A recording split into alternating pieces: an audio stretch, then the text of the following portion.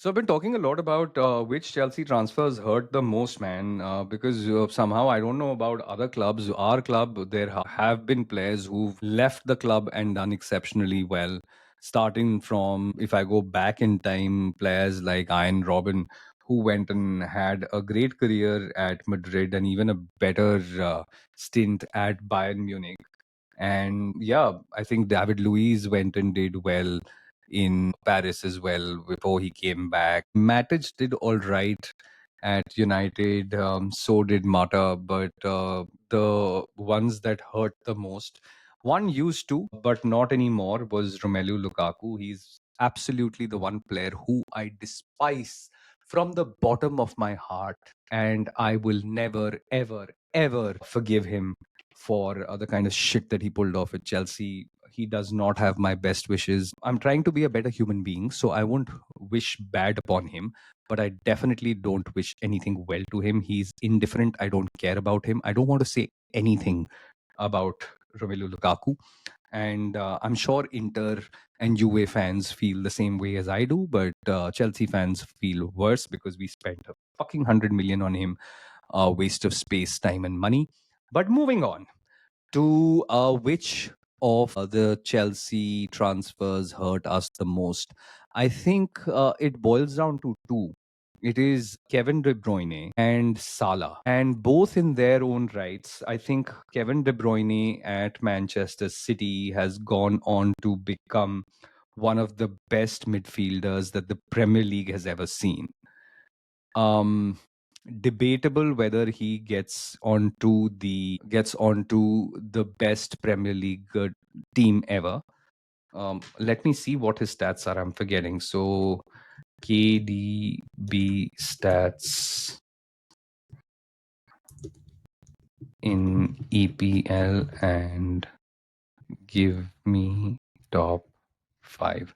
So let's see. I'm going to look at those stats there of what Kevin De Bruyne has done. So for in the Premier League, he had 288 appearances, scored 72 goals, assists 119. So I'm guessing that this is not this is purely the Premier League, and it is not the Champions League or other matches included.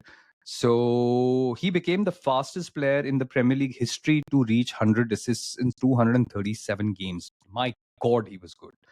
And yeah, he's an elite midfielder in probably the biggest and the most what do you say, the golden era of Manchester City. I I think that the only reason why I would be able to make peace for it for just one or two seasons was because when we had Fabregas and he was pulling the strings in our midfield. But other than that, man, imagine if we had Kevin De Bruyne even right now. And this is where I just feel that we lost out on a trick. And as much as I am a fan of the entire youth setup, and I like this approach. I think you know it's a difficult club to understand and love, Chelsea, but uh, I want to see this approach. I would have loved to see a better a world class defender, even if it was like a youth defender. Or we shouldn't have let that boy, I'm forgetting his name, who went to Dortmund go.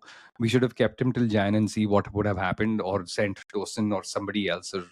But yeah, he is one player who I thought would have brought in leadership, creativity, and experience, and stability to our midfield. Imagine right now with Cole Palmer having gone, him playing in that midfield of ours, and just with all the injuries and rotations we've had, the amount of creativity, and that's really where Chelsea lacks. We lack the creativity. We are only passing backwards and sideways. So with Kevin De Bruyne, I just feel that after his contract got over, despite him going to Napoli, he would have done a fantastic job at Chelsea. We should have probably gone for him, but that's not the conversation. The conversation is that is he the biggest miss? I definitely feel he's right up there, and I would give him number two in terms of the biggest miss that we've had. But the guy who I feel that we missed out, and I cry every time I see the numbers, is Mohamed Salah. As a Chelsea fan, man, Listen, it's not even debatable, or I'm not even going to argue with anyone who says that he's not the best right winger in the Premier League era. I mean, he was as good as Messi and Ronaldo were for their clubs, for Liverpool, for the longest time.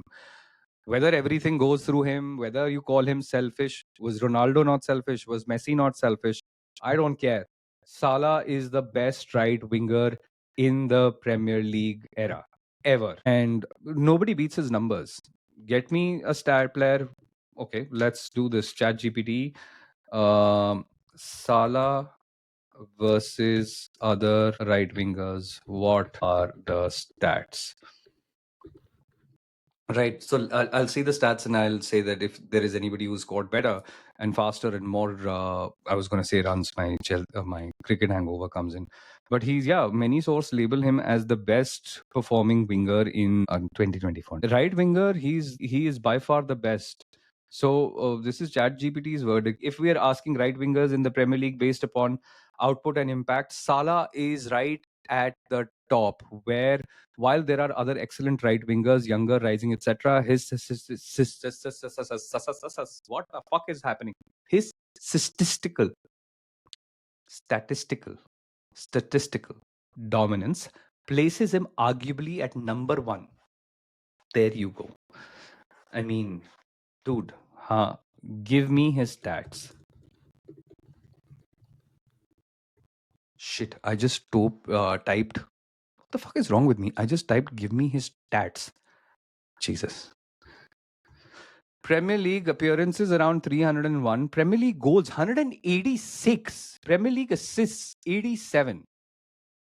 Fuck.